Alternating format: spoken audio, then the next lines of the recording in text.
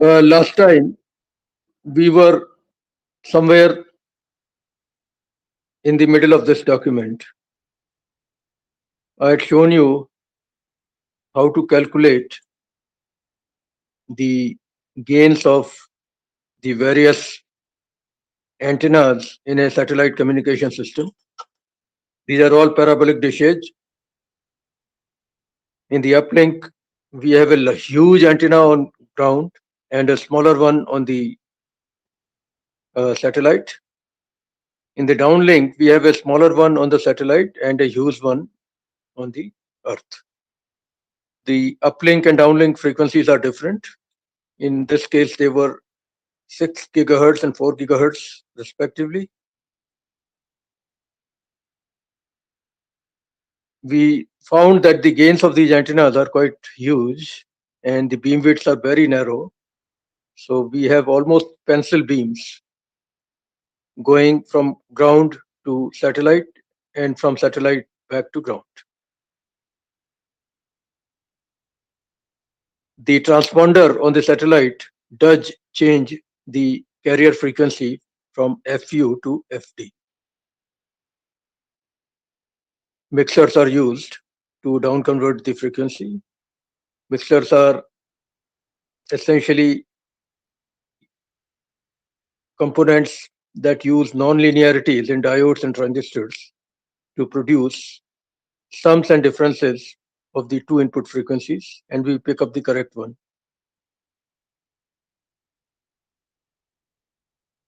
Okay.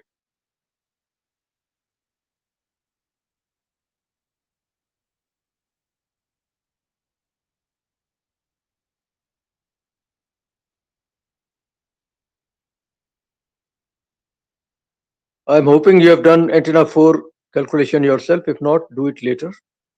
The next problem in this sheet was not on parabolic dishes, but on something else. Determine the electric field intensity, that means E field intensity, at a distance of 10 kilometer from an antenna having directive gain of 5 dB and radiating a total power of 20 kilowatts. So antenna nature is not given. I think we did this last time. Let me repeat it.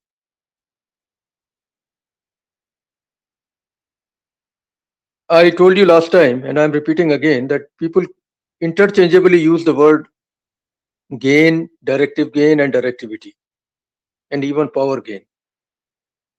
Directive gain and power gain are almost the same, if not negligible. Maximum value of directive gain is directivity. And people generally mean that when they say directive gain or gain. So, in this case, the total radiated power is given as 20 kilowatt. The directivity or maximum directive gain is given as 5 dB. So we convert that into actual value by doing 10 raised to the power 5 divided by 10, which gives us about 3.1623. And we know that that directivity value is supposed to be the radiation intensity's maximum value divided by radiation intensity's average value. And radiation intensity's average value is WR divided by 4 pi. WR is the radiated power, which is given as 20 kilowatt.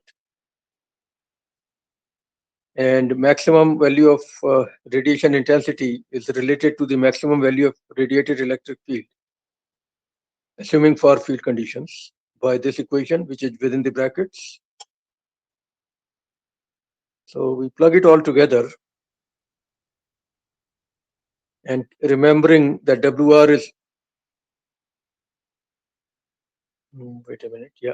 So what we do is, yeah, R is given as 10 kilometers, convert that into meters. So everything is there except the maximum electric field intensity's magnitude. So we complete the calculation based on this, and this is the number I got.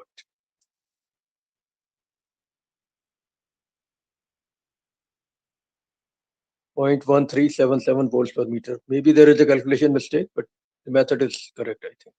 You can double check all this.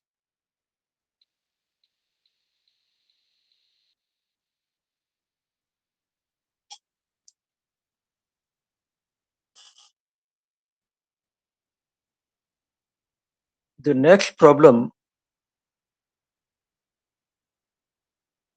you may want to read it a little bit. It's a half-wave dipole.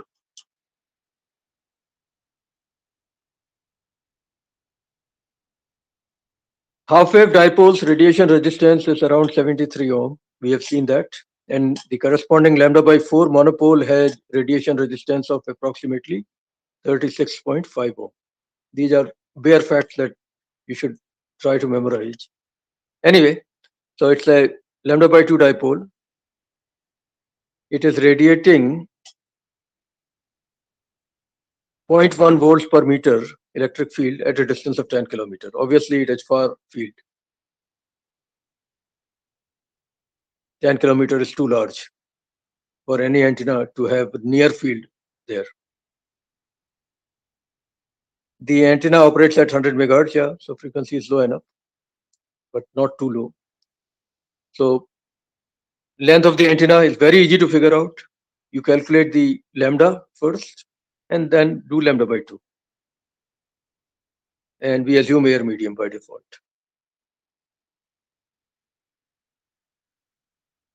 Also calculate the total radiated power and calculate the input current. Okay, so this is not too difficult.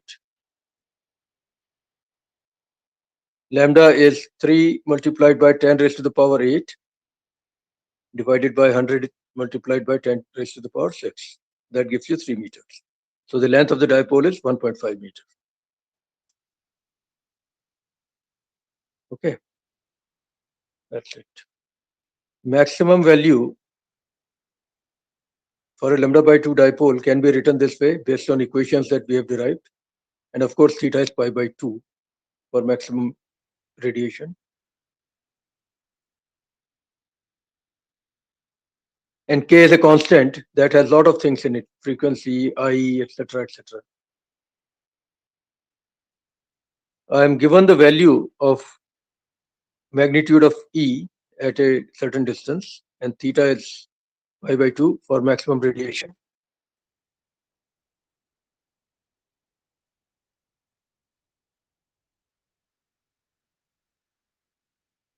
Even if nothing is mentioned, you assume direction of maximum radiation by default.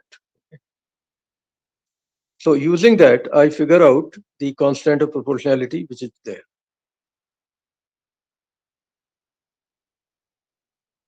And that actually, based on the equations that we have in our notes, is supposed to be eta naught I effective divided by 2 pi. And from there, you can calculate the input current.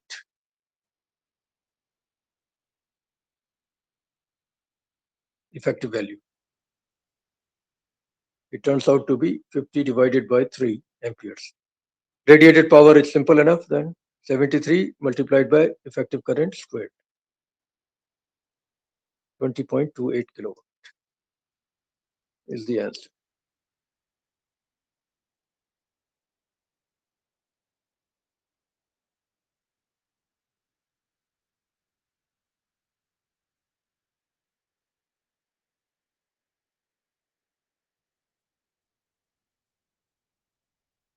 Next one is also simple enough. Calculate the maximum effective area of an antenna at 2 gigahertz if the directivity is 100. It's not in dB right now. 100 is the actual value. So 10 log of 100 will be the directivity in dB.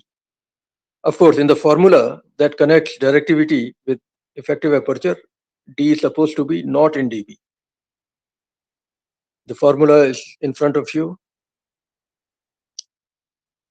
Maximum effective aperture means directivity value is being taken on the left side. In any other direction, you will take the actual gain, which may be different, which will be different from directivity, and the effective area will also go down a little bit.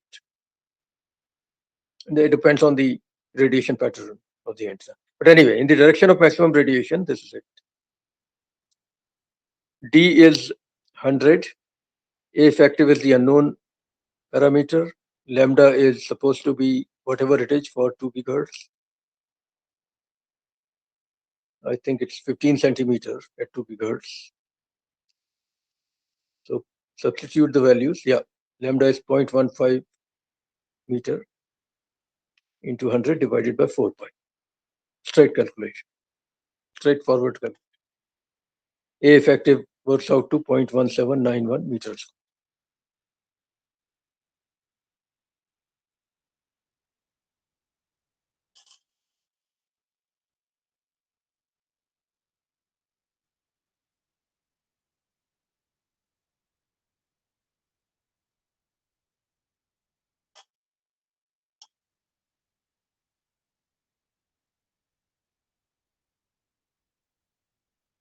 Next one, calculate the radiated power of an antenna if 10 ampere current exists.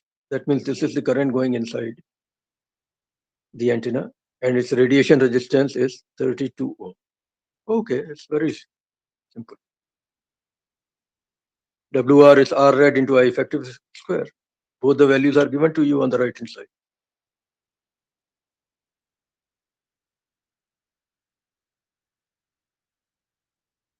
Okay, plug in the values. WR turns out to be 10 into 10 multiplied by 32 watts. So 3200 watts.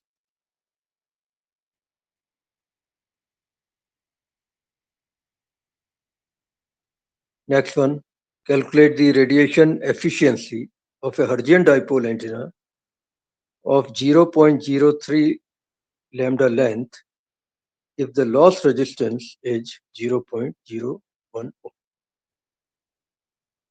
So the first thing you need to calculate is radiation resistance, and the formula is 80 pi square dl divided by lambda, whole thing squared. And dl divided by lambda is given as 0.03. The 80 pi square into 0.03 squared, that is the radiation resistance of this dipole antenna. It turns out to be 0.71 ohm approximately. The radiation efficiency is R rad divided by R rad plus R loss.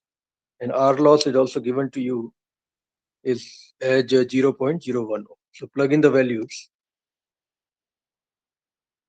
I got about 98.6% radiation efficiency.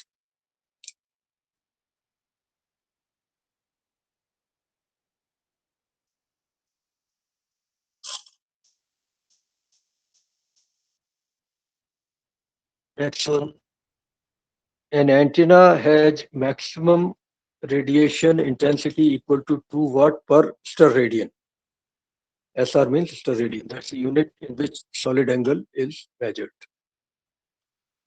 If the antenna input power WT is 1 watt and the radiation efficiency is 90%, calculate the directivity. Radiated power is radiation efficiency multiplied by input power. So radiated power is 0.9 watt. Average radiation intensity is WR divided by 4 pi. Okay. So the directivity is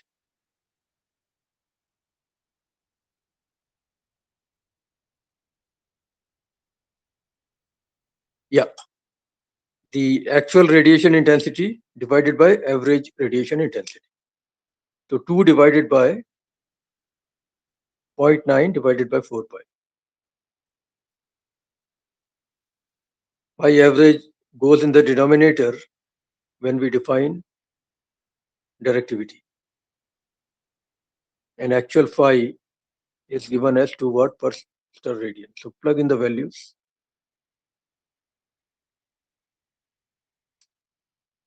Important thing here is that you cannot take output power or the radiated power as 1 watt because the efficiency is given.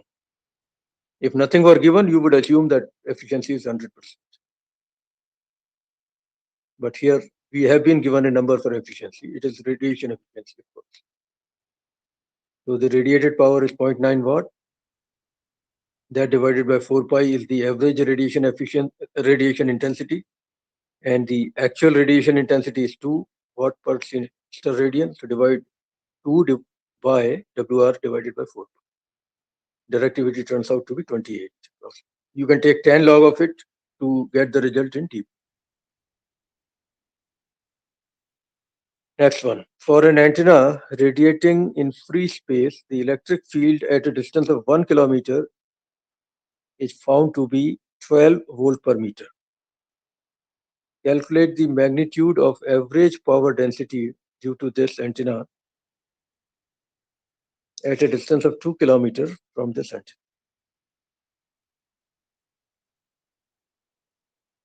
Average power density means magnitude of Poynting vector.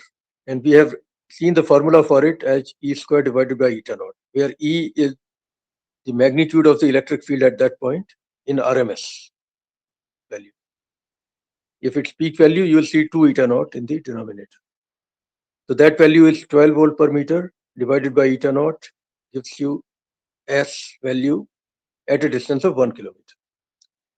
Now you know that S is proportional to 1 upon R square, in far field at least.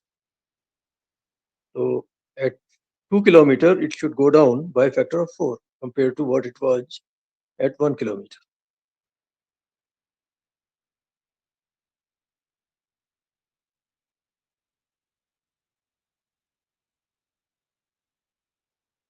Okay, that's it.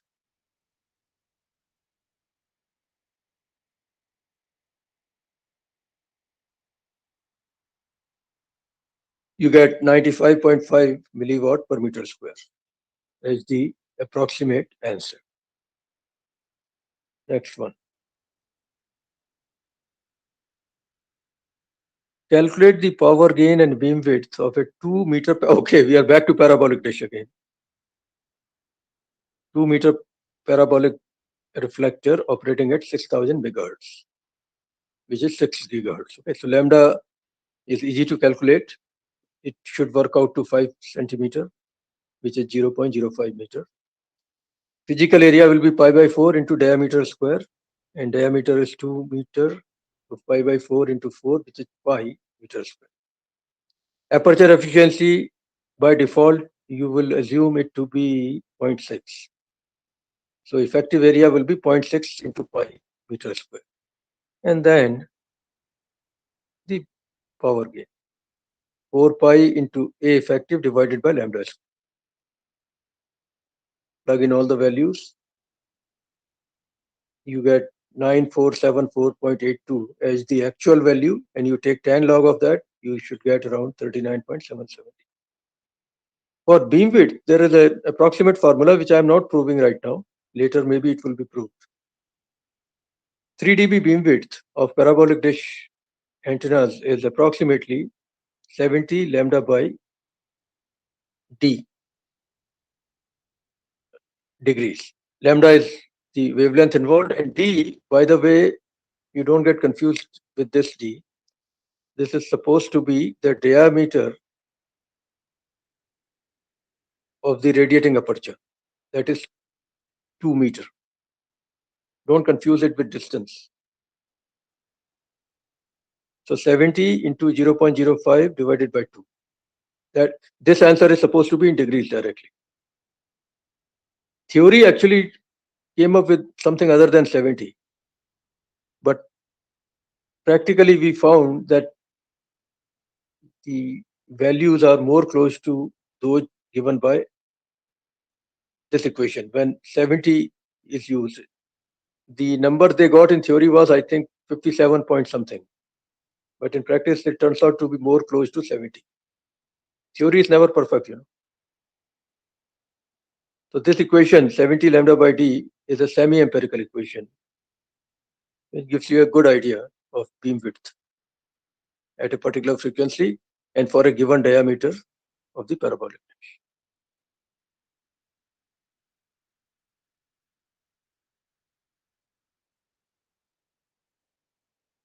Again, one more.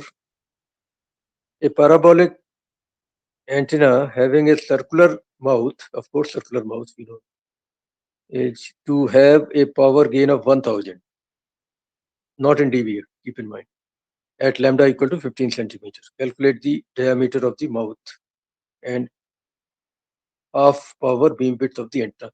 This is the previous problem, but inverted. Here you were given the diameter and frequency, and you calculated the gain and beam width. Here it's a design problem. You are supposed to calculate how much diameter would be required for realizing a particular gain at a particular lambda. So use the equation. 1000 should be 4 pi A effective by 0.15 square. From there you figure out A effective. A physical will be A effective divided by 0.6. And from there you calculate the diameter required.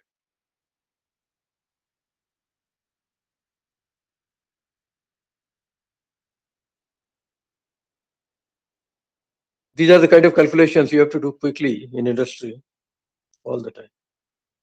So diameter should be around 1.95 meter. For beam width can be calculated using the same formula that we used in the previous problem.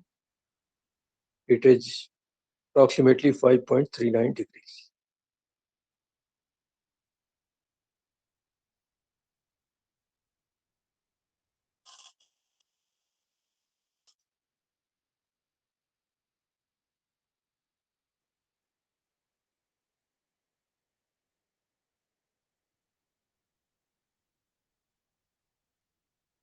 Okay, I think this document is done.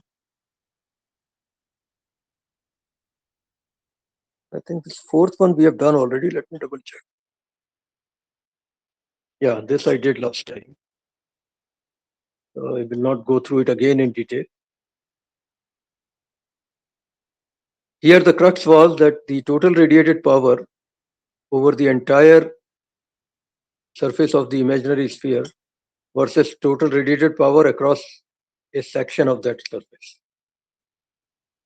We found that almost 61% power was limited to theta equal to not 0 to pi, but something else.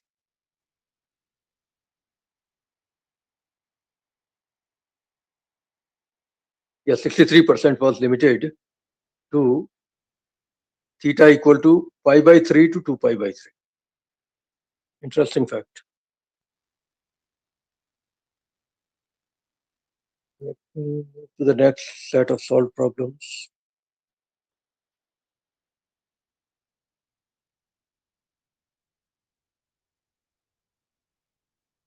At the far field, an antenna produces so much of pointing vector. Magnitude of actually direction is also given. Pointing vector in general in far field, even in near field actually, it has only radial component. We have seen that for dipoles for sure. So supposing you don't know the nature of the antenna, but you are given the nature of the radiated power density. That means the value of the pointing vector.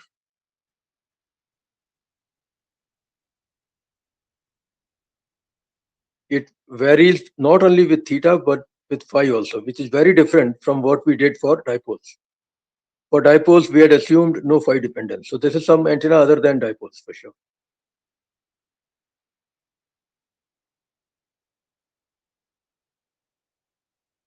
Okay, so and theta is from 0 to pi. And phi, by the way, has been given only from 0 to pi by 2. It's not 0 to 360 degrees. Only one quadrant is being considered. Fine. What do we do now? Calculate the directive gain and the directivity of this antenna. Okay.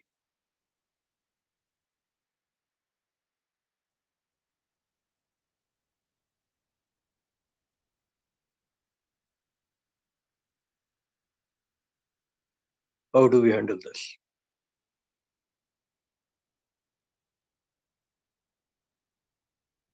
We know that the radiation intensity is r square into pointing vector magnitude. So I have proven it in the past. So PAV means what I have been calling S. in my notes. So R square multiplied by PAVE should give you the radiation intensity.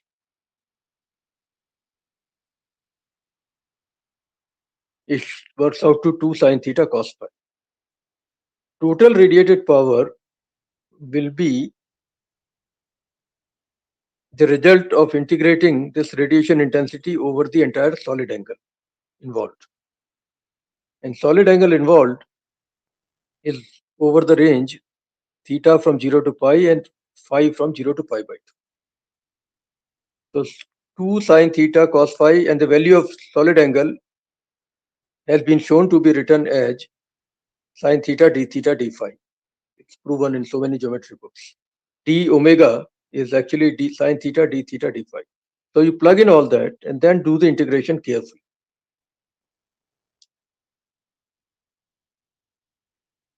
This is a double integral,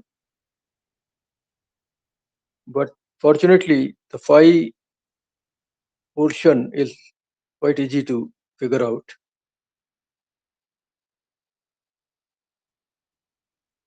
It turns out to be 1 actually, if you see carefully. The other portion, theta depending portion, needs to be worked out, but it is also simple enough. You should be able to get the result that I am showing here. Radiated power, it works out to be pi watts. It's a bit of a hypothetical case. I don't know whether any real antenna will have this behavior. Fine. They are testing your ability to do derivations, I suppose.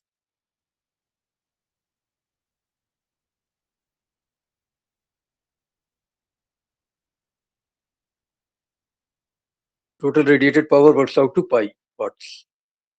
Average radiated power, of course, will be WR divided by 4 pi. And directive gain, as you know, is phi, capital Phi divided by phi average. And phi is already known to you from here. To substitute all the values, directive gain turns out to be this. Pi cancels out. You get 8 sine theta cos phi. And directivity is supposed to be the maximum value of directive gain. So I suppose it is 8. Directivity is 8. Maximum value of 8 sine theta cos phi is supposed to be 8, I suppose. It occurs at phi equal to 0 and theta equal to pi by 2. So directivity is 8. Converting that into dB, you get about 90.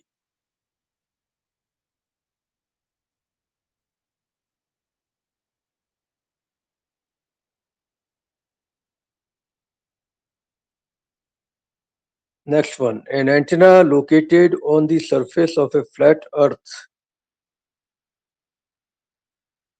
transmits an average power of 200 kilowatt. Okay, I suppose that's total radiated power. Assuming that all the power is radiated uniformly over the surface of a hemisphere, with the antenna at the center, calculate A, the time average Poynting vector at 50 kilometers, and B, the maximum E field at that location. This is a bit brain challenger.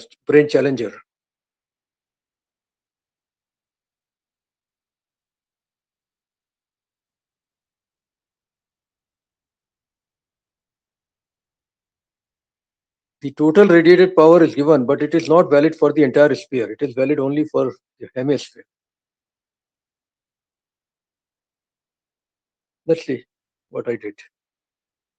We would assume perfectly conducting Earth so that the radiation is confined to the top half only, hemisphere. Okay. Also, because the radiation is uniform, there is no dependence on theta and phi in the field components. Okay, that is the key here. You have to read the question carefully. An antenna located on the surface of a flat earth, so bottom half is not there, and we will assume that Earth is perfectly conducting, which is not true, I know, but let's make that assumption to carry on at least. An average power of so much, assuming that all the power is radiated uniformly. That means theta phi dependence is not there.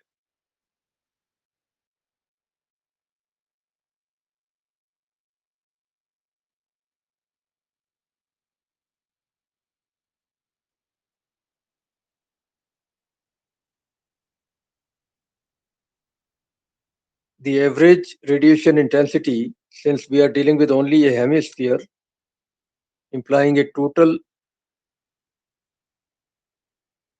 solid angle,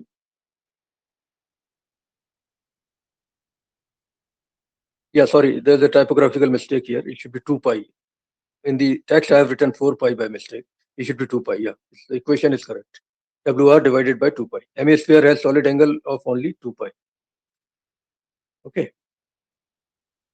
And P average is related to pi average by this equation. So bringing it all together gives me this equation. And from there, I figure out the total. From there, I figure out the power density that they want me to figure out. Okay. And Emax, we have seen this equation that P AVE is Emax divided by Emax square divided by 2 eta naught, assuming Emax is the peak value. With that assumption, I have put 2 there. And I am getting Emax value, peak value as 98 millivolts per meter. So if I were giving the answer in RMS value, 2 will not be there. Okay. So go through this carefully. Hopefully, I've done the right thing. Next one, the electric field of an antenna, again in the far field, is given by this equation. No, there is no phi dependence, thankfully. Good. Calculate the average radiated power. Okay. So what you do is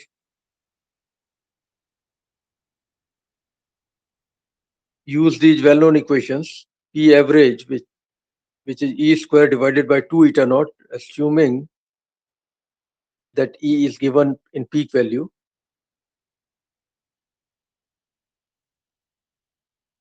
And you plug in all the values, figure out phi theta phi.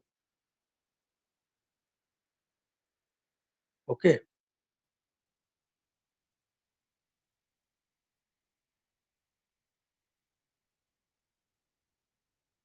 And then you calculate the total radiated power by putting the solid angle in the integration. R square cancels out, etc., etc. You get total radiated power. It's a bit of lengthy derivation. You get about 0.89 watt. You may have to work through this problem carefully after looking at my solution. When they say average radiated power, it means basically radiated power, because average means the real power. No, there may be reactive components of power also, but we are not interested in that. So go through this carefully. I think I have made no mistake in doing the integration. There's a lot more in this document. Let's see. At least you are getting a hang of the kind of problems that are asked in various exams around the world. The power transmitted by synchronous orbit satellite. This is a satellite that is stationed around 37,000 kilometers away from the surface of the Earth, so that it appears almost stationary from a vantage point on the surface of the Earth. So the power transmitted by this synchronous orbit satellite is 320 watt. Okay. If the antenna has a gain of 40 dB, that is the antenna on the satellite itself, has a gain of 40 dB at 15 gigahertz, calculate the power received by another antenna with a gain of 32 dB at the range of 24567 kilometers.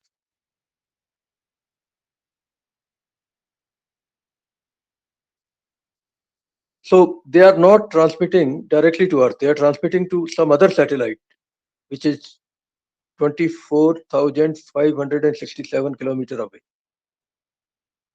from the main satellite.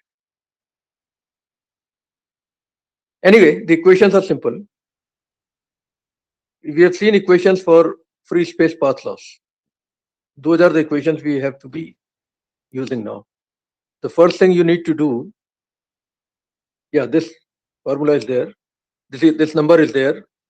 The geostationary satellite is stationed at a distance of 35786 kilometers. Okay, that is the exact number. I was saying 37,000 approximately. The real number is, I guess, 35,786 kilometers from the surface of the Earth. You don't need that number in this problem though, because the distance involved is given as something else. So there's another satellite which is receiving from this satellite. Okay, so the receiving antenna is located at a distance of so many kilometers from the transmit antenna. Frequency is 15 gigahertz. You calculate the lambda. It turns out to be 0.02 meters.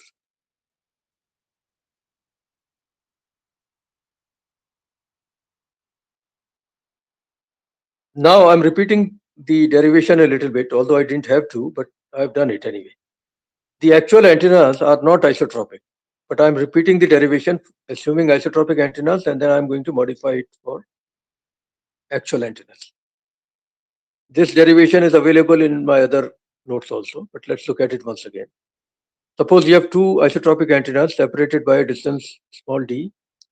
We know that if the input power to antenna 1, the transmit antenna again, is Wt, then you get radiated power density as Wt divided by 4 pi d square, and that multiplied by the effective area of the receiving antenna, which is lambda square by 4 pi for an isotropic case. That gives you the total received power. We have done this already. For the sake of convenience, the formulas are repeated here.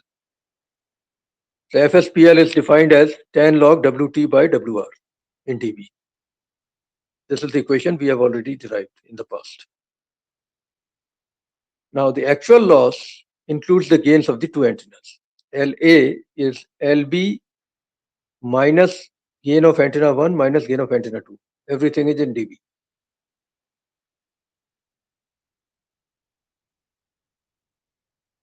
Okay. This is all done by us in the past. So the actual calculations now would require you to calculate LB first, which is 20 log 4 pi d by lambda in dB. D is given as 24567 kilometer. You multiply it by 1000 to get the distance in meters. 4 pi d by lambda. Lambda is 0.02 meter.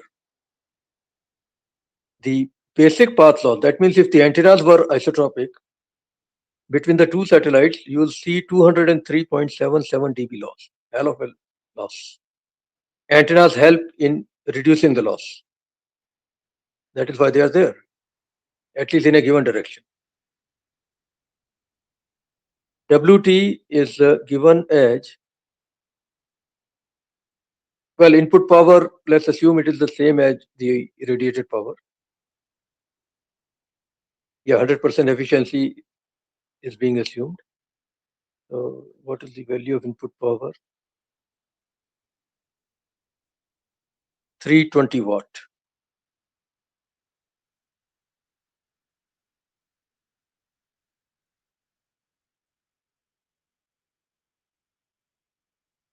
Wt is 10 log 320 dBW, which works out to 25.05 dBW.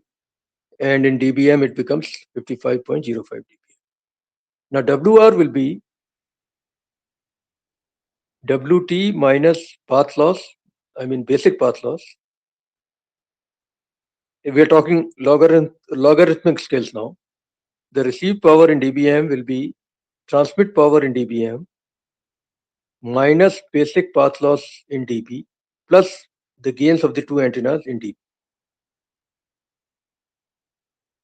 So 55.05 dBm minus 203.77 dB.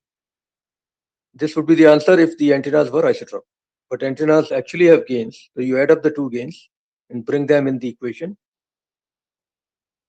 40 dB is the gain on the transmit side and 32 dB on the receive side. Powers are always expressed in dBm or dBW. Gains are expressed in dB always. But anyway, the result still means the same. You are summing up with appropriate sign throughout because logarithmic scales are being used. So WR works out to be minus 76.72 dBm. You can calculate the value in watt by doing 10 raised to the power minus 7.672 milliwatt, which works out to 21.28 picowatt. It's a very small power that the other transmitter, the other receiver or the other satellite would receive because distance is huge. Fortunately, in free space, temperature is quite low and noise, etc., is very low in components. So it is possible to deal with such a low power and still get the receiver to do its job. So it is low received power, but still manageable, I think. It's in picowatts. It's not that bad. These kind of calculations are a must before we position satellites in their slots. We have to do these calculations upfront to make sure that receiver is getting at least a signal which is above the threshold. Otherwise, you'll have to do something, either increase the transmit power or increase the gain of the transmit antenna or increase the gain of the receive antenna or reduce the distance between the satellites. Something like that has to be done. This is called link budget calculation in any communication system. And here we have got SATCOM as an example.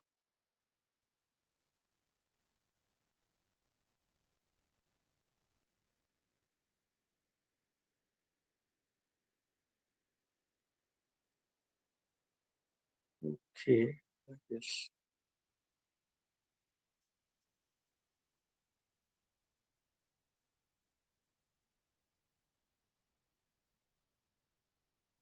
Okay, next one, let's see.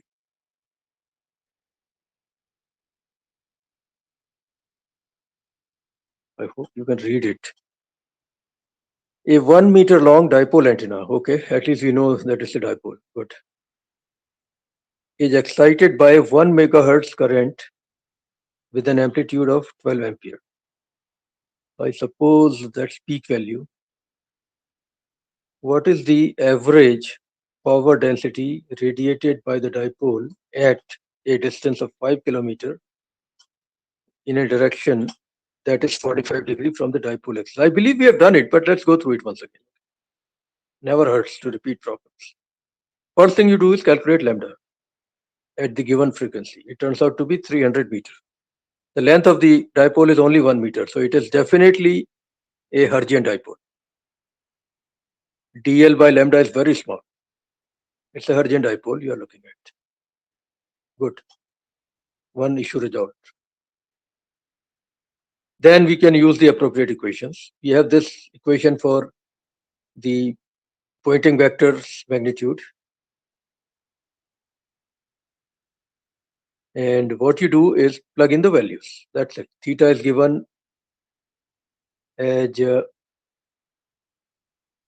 45 degrees. R is given as 5 kilometers, so that is 5,000 meters. Eta naught is 125, of course. Okay. Beta has to be calculated as 2 pi divided by lambda. Lambda is 300 meter. So I think I have plugged in everything correctly. The value of I in this formula is supposed to be the peak value, and I think that is what we have been given as 12 amperes.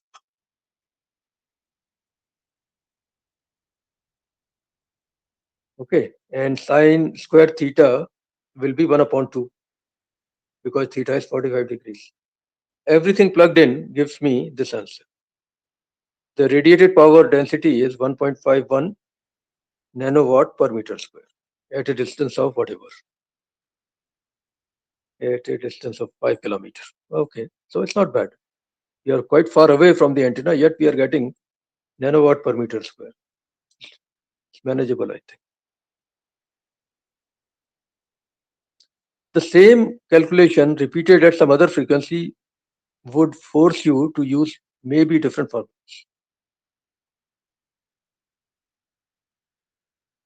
If lambda were not this value but some other value, if lambda was, let's say, 2 meter,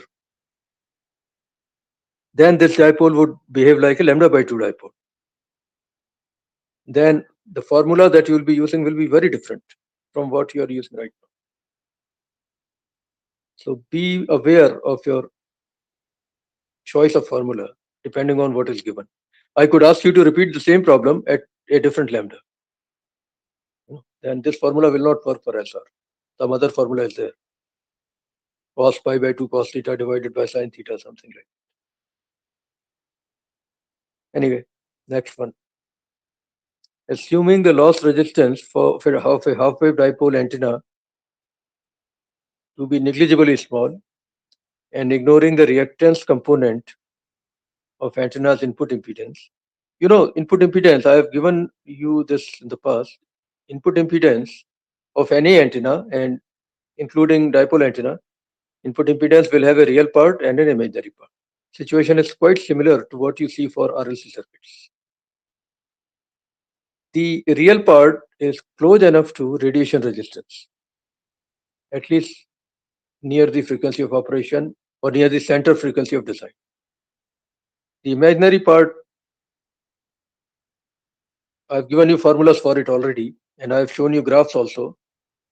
The imaginary part depends seriously on frequency. It changes sign also at some frequency. But here they have simplified the problem for you. Read it carefully.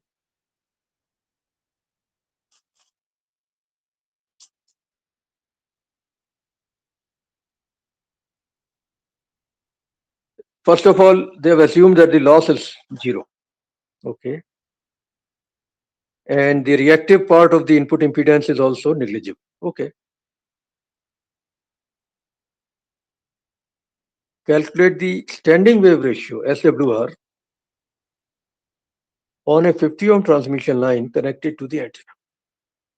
Antenna behaves like a load to a transmission line.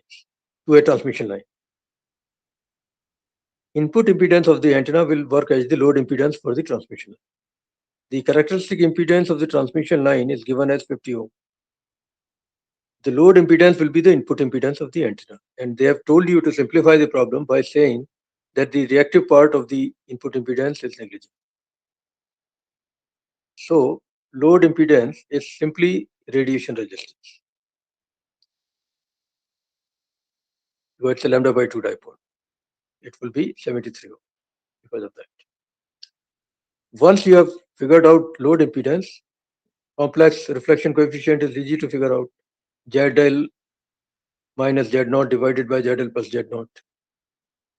73 minus 50 divided by 73 plus 50, which works out to be 0.987. No, sorry, 0.187. I'm sorry. And from there, it's easy to figure out the VSWR. You know the formula already. 1 plus magnitude of tau divided by 1 minus magnitude.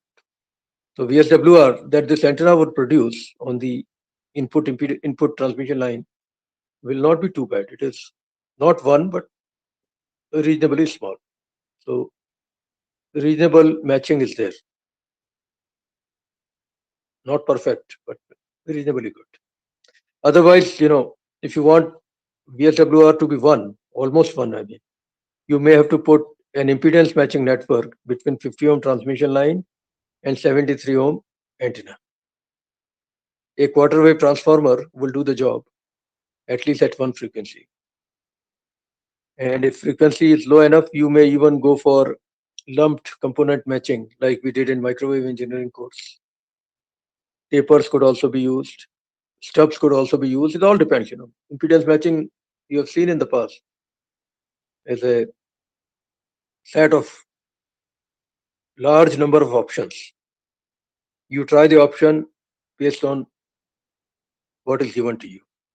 For lower frequencies, lumped components can be used. For higher frequencies, they cannot be. So you have no choice but to go for tapers or transformers, okay, or stubs. Stubs can be series, parallel, double stub, and so on. I'm not going into all that here, but I'm telling you that, if you want better S than what you are getting right now, an impedance matching network between transmission line and the antenna input is a must. At least that you should be mindful of.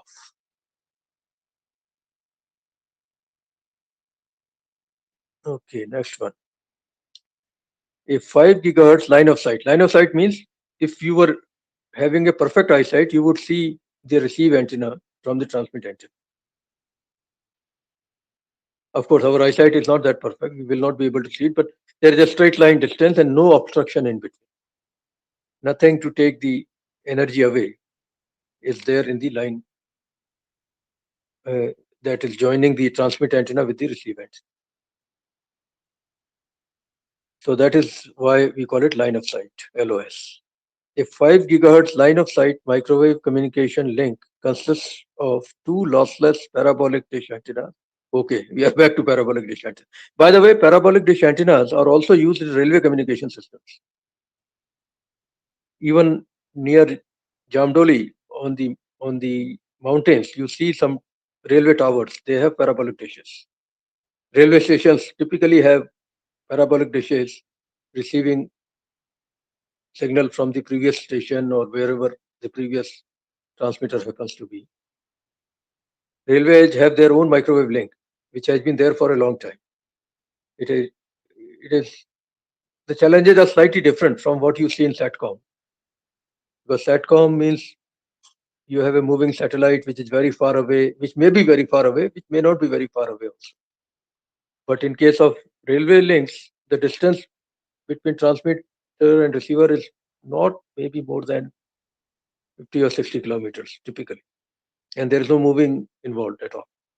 By the way, let me also tell you that although we have seen only uh, satellites which were geostationary or geosynchronous, so they were quite far away from the surface of the Earth. The path loss is very high. You have to pump in a lot of power and you have to bring a lot of antenna gains to make the received power high enough on the transmitter, sorry, on the receiving side. The other variety of satellites are which are closer to Earth. There are various names. LEOs, I think lower Earth orbiting satellites. MEOs, medium Earth orbiting satellites, are also there. And GEO means geostationary Earth orbiting satellite. GEOs, MEOs, and LEOs are the three categories based on the distance involved. LEOs are the ones which are closest to Earth, typically 100 to 200 kilometers away from the surface of the Earth. Military loves them. They can do a lot of surveillance without being too far away from Earth. MEOs are more like 1,000 kilometers or so away. They have their own distinct advantages. And of course, GEO is quite far away. That is, LEOs and MEOs will not appear stationary. They will be seen to be rotating to an observer on Earth. So you may have to have many of them if you want to service a particular area continuously. These are SATCOM related issues, but as an antenna engineer, you should be aware of these words. GEO satellites, MEO satellites, and LEO satellites, LEO satellites. You can Google this if you want. But anyway, let's look at this problem. Here we don't have a SATCOM system. We have more like a railway microwave link. Two lossless parabolic dishes, each 1 meter diameter. Okay. If the receive antenna requires 10 nanowatt of received power for good reception, And the distance between the antennas, yeah, 40 kilometers. This is typically what railways would use. Okay. How much power should be transmitted? So I guess equations are known to you. It's a matter of using them correctly and judiciously.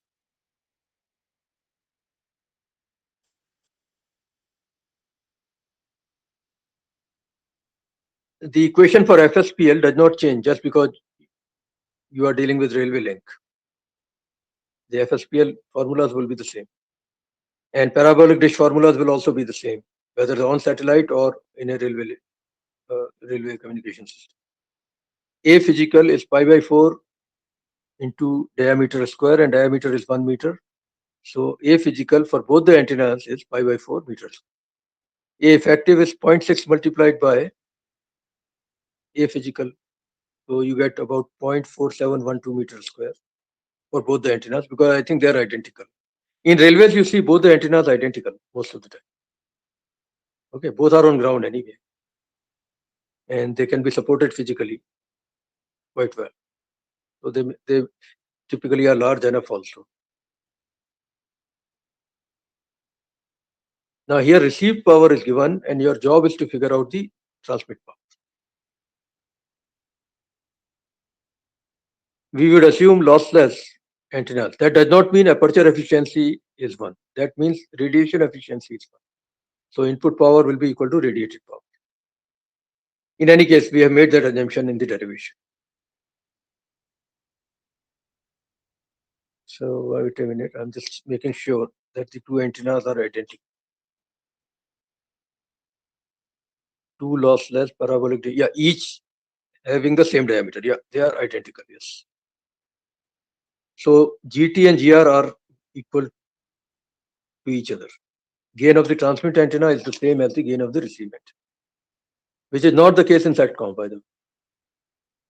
Lambda is 6 centimeter, which is 0.06 meter, because frequency is given as 5 gigahertz. Yeah, that's fine. You can check this number. Gain is 4 pi A effective by lambda square for both the antennas. I thought I made a mistake, but you can double check my calculations. If necessary, you can correct them. Hopefully, there is no mistake in my calculation. Gain turns out to be 32 dB or so for both the antennas.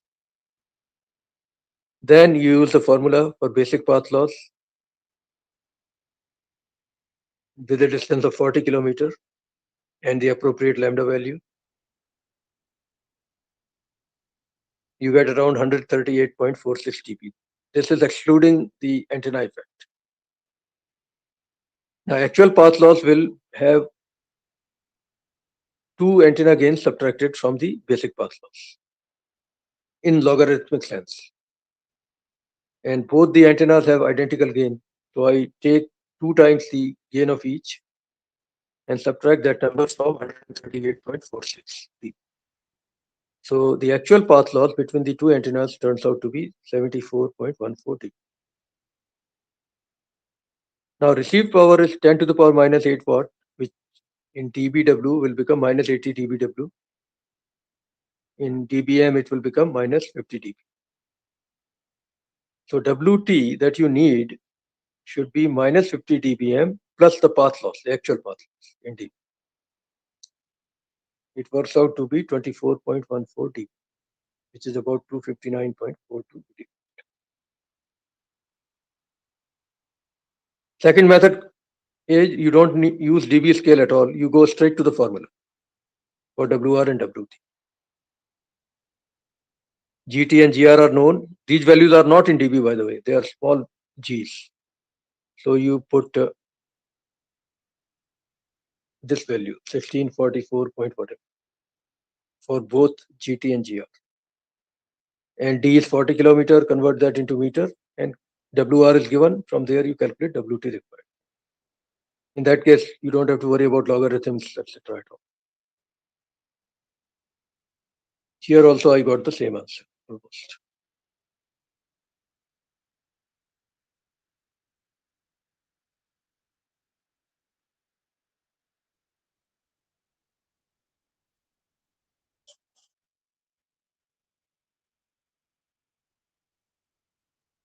Okay, there are a lot more here.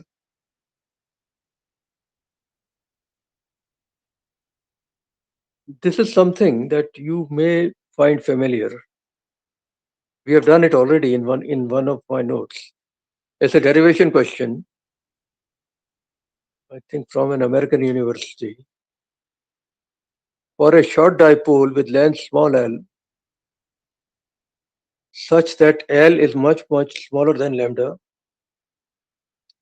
instead of current, instead of treating the current Iz as constant along the dipole, which is the case for Hertzian dipole, right? As was done in section 9.1, I'm sure that section belongs to, actually it's out of a book, I think, not out of an exam. I don't know which book it is, but I can tell you if necessary. Anyway, the question is more interesting. So for a Hertzian dipole, we had assumed constant current along the length. But now they are saying the dipole length is not very small. So a more realistic approximation will be that current goes to zero at the dipole ends and is described by the triangular function in between. That is what I also did. I was calling it linear variation. These are the formulas I have also derived when I was talking about short dipole, right?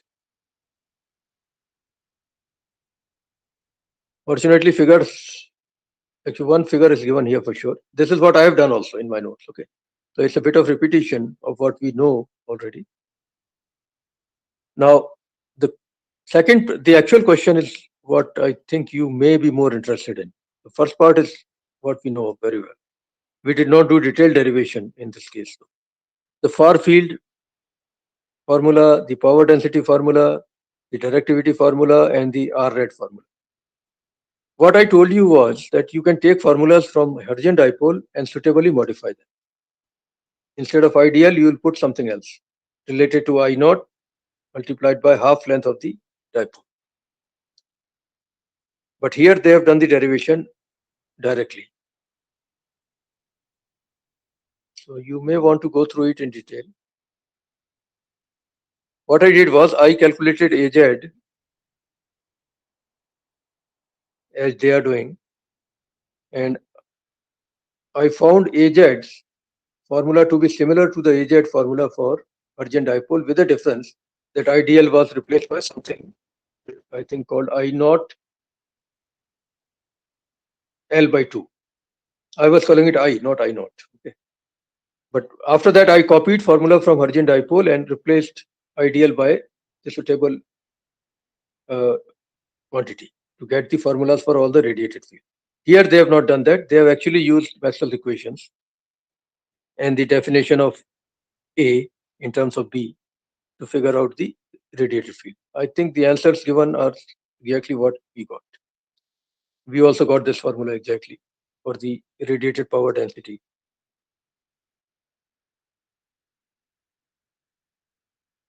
They are using capital R instead of small r. So be careful about that. Radiation resistance formula, I've given you this formula without derivation, but they have proven it here. It's 20 pi square L by lambda square for a short dipole antenna. Okay. Some more. Car antenna is a monopole antenna. There was a time on the front of the car would see a long rod coming out, metal rod. Those were the days we were using monopoles on the hood of the car. Nowadays, I think antennas are built into the body somewhere.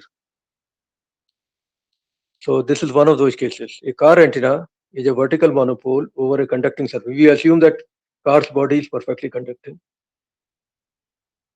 Repeat problem 9.5 for a 1 meter long car antenna operating at 1 megahertz. Let's see what the problem is. The antenna wire is made of aluminum with mu C equal to mu naught. Basically, this is radiation efficiency calculation. And let me tell you, I can see it right away. First thing you need to do is, given the frequency, you calculate lambda. That is always the beginning. And see whether it's a short monopole or Hertzian type of case.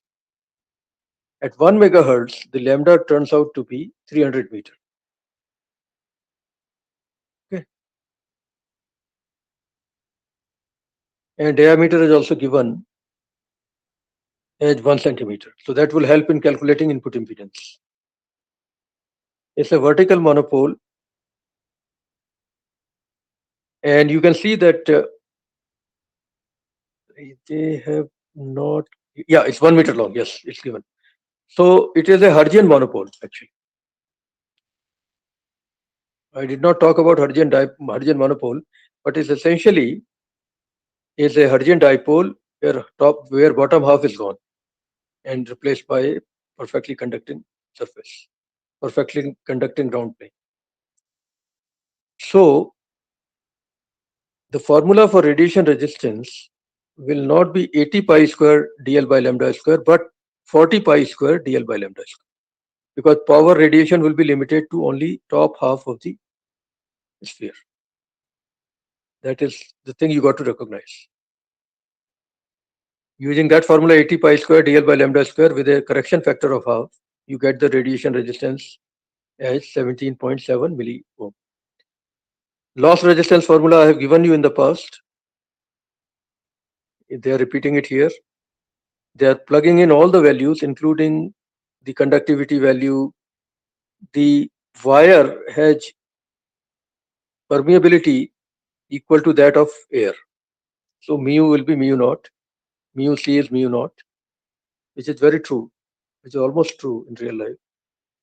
Frequency is given, sigma c is given. Substitute all the values, you get the loss resistance as 10.7 milliohm. Now radiation efficiency, which they are denoting by some symbol. We were using the symbol eta, but the formula is what you know. R rad divided by R rad plus R loss. Plug in the values, you get about 62% radiation efficiency for this monopole antenna on the front of the vehicle. In part B, you are supposed to calculate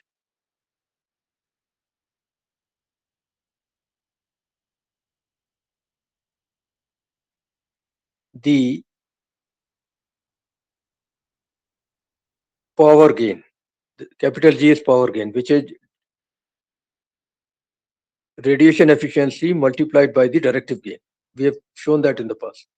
And directive gain, assuming maximum value, is 1.5 for a Hertzian dipole. Even for a Hertzian monopole, it's the same thing. So 1.5 multiplied by 0.62 gives you the power gain, which is now 0.93. In dB, it will become 10 log 0.93, which should give you this value, minus 0.3 dB. Input current is very easy to figure out from this formula, straightforward. Okay.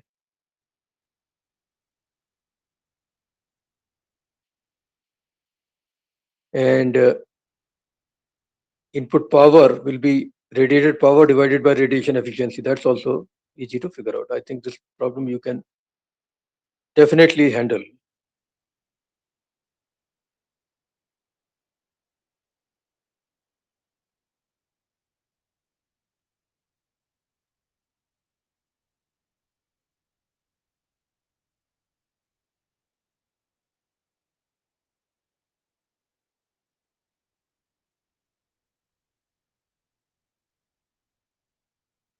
Many more taken from this book. Half-wave dipole, TV broadcast antenna. In TV broadcast also, I guess dipoles are used quite a lot.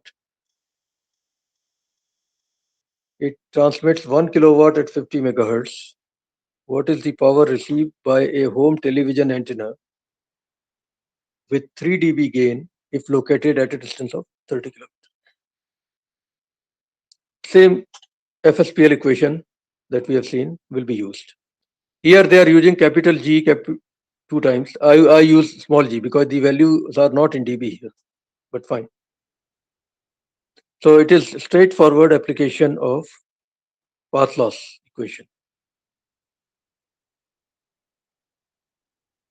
Frequency is given as 50 megahertz. You calculate lambda first.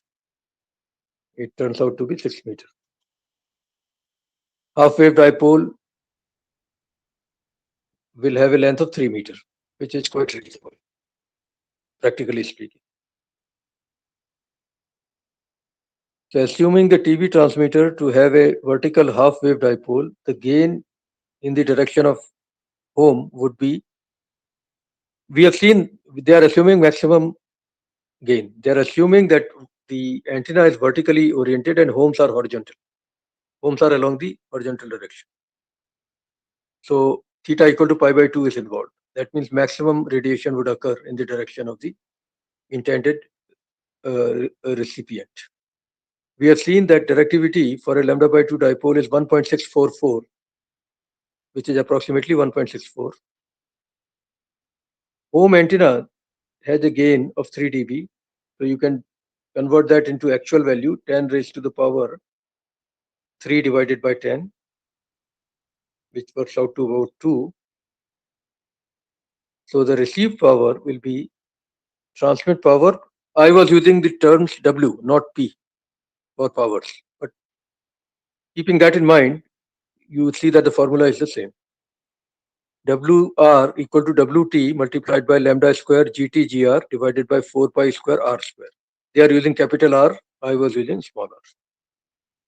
Plug in all the values. The received power at the home will be this value, 0.83 microwatt, which I think is good enough for home TV receivers.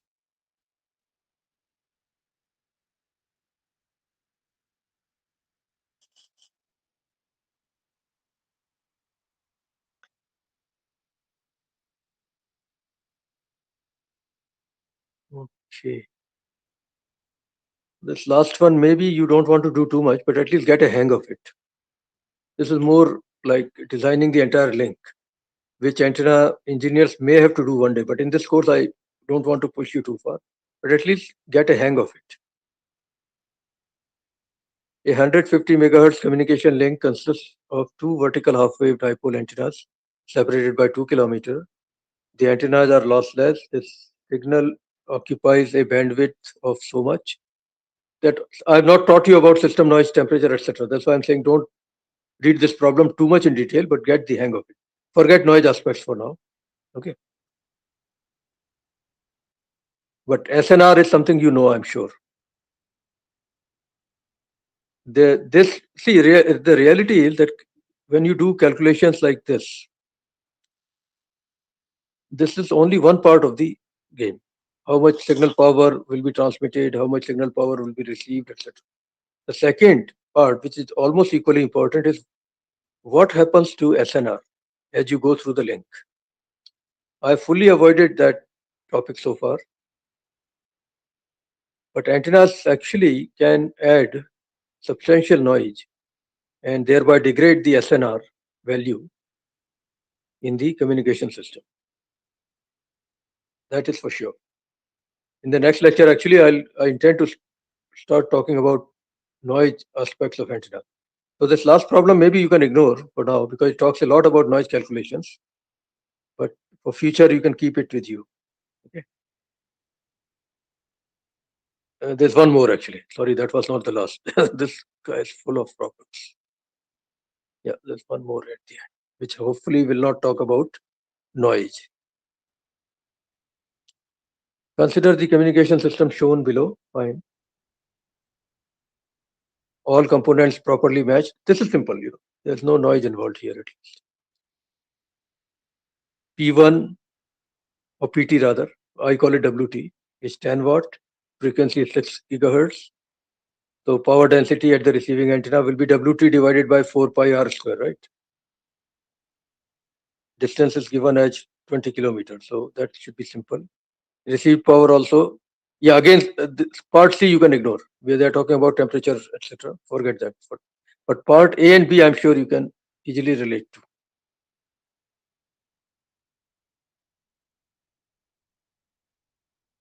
Simple. The radiated power density at a distance capital R will be transmitted power divided by 4 pi R square. And that multiplied by the gain of the antenna, not in dB. So 20 dB will become, I think, 100, 10 to the power 2. Yeah.